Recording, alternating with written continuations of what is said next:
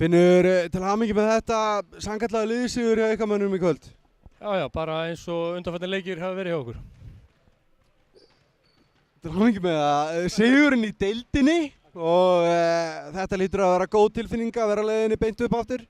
Já, virkilega góð tilfinning. Þetta er sami kjarni og vorum með í fyrra, mikið af sömu strákum og við vorum bara staðráðnir í upp að fara beint upp aftur og það gekk. Næsta ár, er eitthvað að byrja að plana hvernig það verður? Verður þú áfram í liðið? Ekki hugmynd, samningum minn er búinn núna þannig að ég bara veit ekkert hvað verður hér eða hjá mér næsta ár. Lýsur þig reiðubúinn til þess að halda áfram í liðið? Já, ég þjálfa einhver staðar sko og mér finnst frábært að þjálfa hér, líður vel hérna, ég er borgunsingur og já, sjálfsögðu.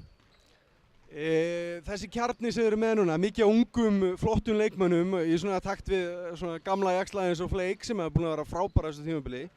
Heldur að þið náðu að halda þessu eða hver sem er, þú eða aðrir sem að stjórna þessu næsta ári?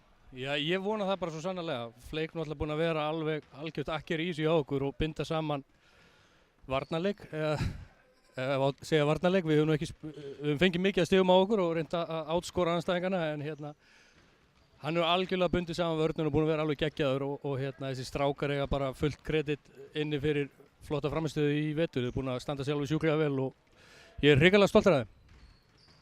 Ekki spurning, Finnur innilega til hamingju með þetta. Þið eru vel að þessu konir og bara hlakka til að fylgjast með ykkur í Dóminusdeildinni næsta ári. Takk kærlega.